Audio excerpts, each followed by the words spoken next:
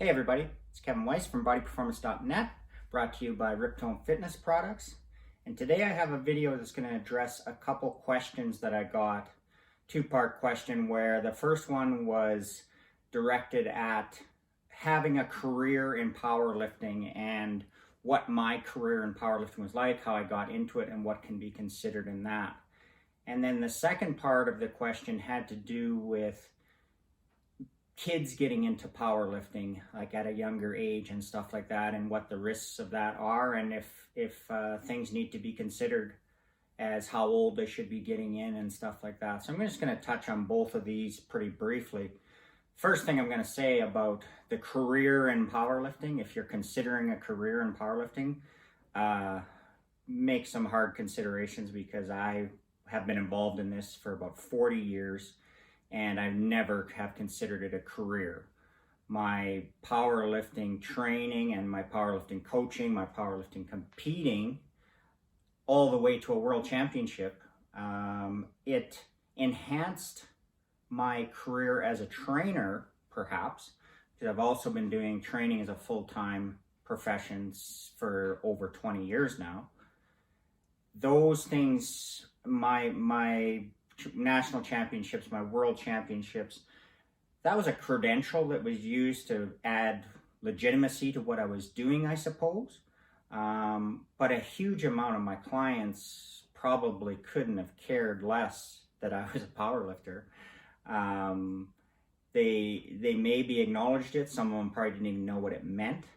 But the actual having a career as a powerlifter, there's maybe a fraction of a percent of the world's powerlifters that actually have enough sponsorship and usually wealthy parents and various other things where they're getting income from. Now with YouTube and Facebook and Instagram, there's a few other avenues where they can get revenue, but it's incredibly limited, and I would say you're looking at an incredibly small percentage of the people that are actually making their living from it. And the window of being able to do that is very small. So that being said, I'm not taking away from anybody's dreams about wanting to be a power lifter for a living. It's just, I'm telling you, there's very limited avenues where you can actually make money doing it. And even coaching online or in person or whatever, if I was to rely just on powerlifting clients over the years, I would have starved to death a long time ago.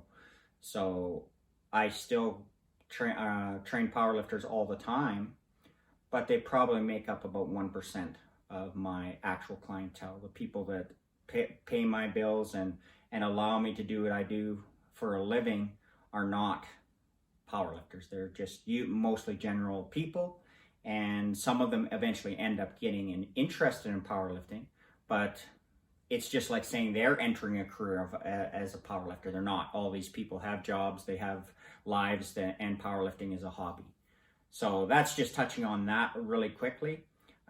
If people that want to get involved in powerlifting, now let's talk about that. And there's some discussion about that, of how old you can be and stuff like this, because there's that old thing where, oh, you're going to stunt your growth if you're lifting weights at a young age. And that's right up there with the women are going to get too muscular, and guys that don't work out because they don't want to look like Arnold Schwarzenegger, like all of these things that have essentially no basis in science, but they've been around a long time and they continue to be. So the way I look at it is this, and there's this video on whether kids should lift weights or not. It could be 2 hours long, and there's many videos on YouTube or elsewhere from people that are a lot more educated than I am as far as academically, but not necessarily more experienced.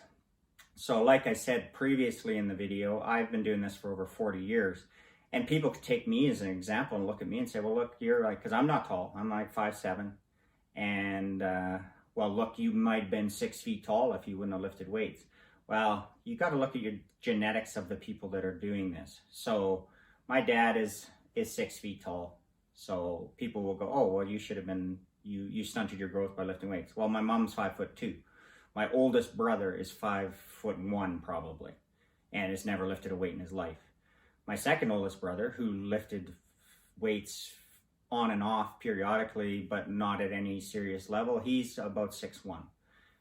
My other brother, who is a year older than me, and he lifted weights at a very high level, he's about 5'10". So I kind of fall somewhere in the middle of that at about 5'7".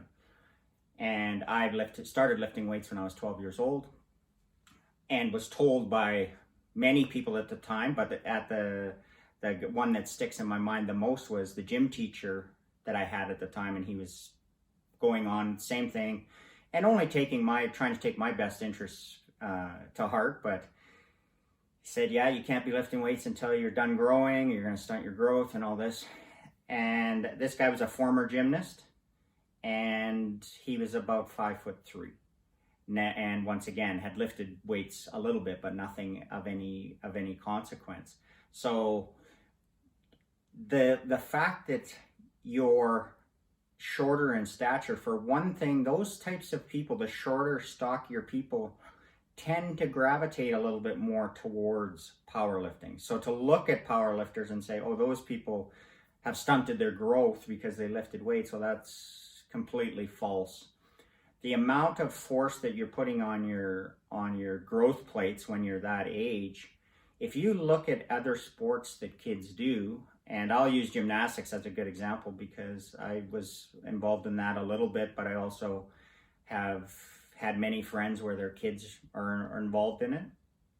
And the amount of force that you have doing a gymnastics movement, whether it be landing a back somersault or something like that, just as an example, the force that you're putting through your legs and through your knees and through your and other joints of your body, your lower back and that, is way higher than any weight that you would put on your back at that age. You landing from spinning off a high bar or something like that and landing on your feet, the force that is multiplied through your body and through your joints is much, much greater than any amount that could be put through there with a weight. So you never usually hear people talk about that as a factor in stunting people's growth. And I'm not saying that stunts people's growth either. I'm just saying that if lifting a weight that is at that age, if you were to start lifting at 10 or 12 years old, the amount of weight that you're capable of lifting at that time would be minuscule as opposed to the force that you could put on your legs with jumping, whether you're playing gymnastics, volleyball, basketball, any of those things. Not to mention the other dangers of the sport, because with weightlifting, you're in a static position, like you're moving in one plane pretty much, whereas with other sports, you're having collisions and contact, whether they be intentional or not, from multiple angles. And that's why the concussions and knee injuries and ankle injuries in soccer, hockey, football, basketball, volleyball, you name it, are incredibly high. And the weightlifting injuries are actually very low. So this long roundabout way, this is the way of me saying that if you're getting proper instruction at that age, that is the most important thing. Unless the person that's teaching you, like mom and dad teaching you how to lift weights, that's probably a terrible idea, unless mom and dad are very high accomplished weightlifters, power lifters of themselves. And even that doesn't necessarily make them great at teaching it. So that would be probably the biggest factor that I would say when people ask me, should kids lift weights? My answer is yes, if they have access to proper instruction. My stepdaughter started lifting weights before I knew her. She was competing in powerlifting deadlift only competitions, and she was doing that at 7 years old.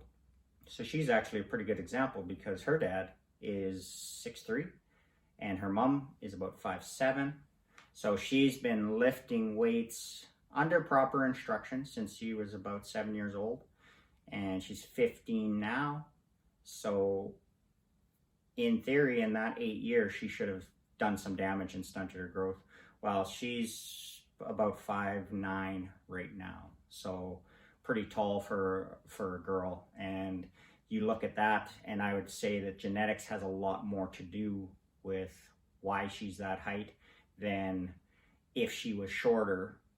Weightlifting had actually caused that. So I don't want to make this video too long, but that's what I want to stress is if you're going to get your kids involved, make sure you find a qualified, experienced coach, so that form is the number one thing that is stressed in the beginning years. Like lots of kids, they're not ready to handle any amount of weight in the first couple of years. They're literally learning stuff with light bars like this one. This bar weighs about 10 pounds. It's made out of aluminum. Broom handle, stuff like that, and learning the form. Kids get injured lifting weights because they're forced into lifting heavier weights than they're ready to handle with good form. Their bodies are not aware enough of the way to move with the weights, and that's how kids end up getting hurt, and that's how adults end up getting hurt too. There's really no difference. Most adults, when they start lifting weights, have no clue what they're doing, and they have no business going heavier with weights. So that applies whether you're 10 years old or 70 years old. That really doesn't make any difference, and you have about the same chance of stunting your growth at 70 as you do at 7.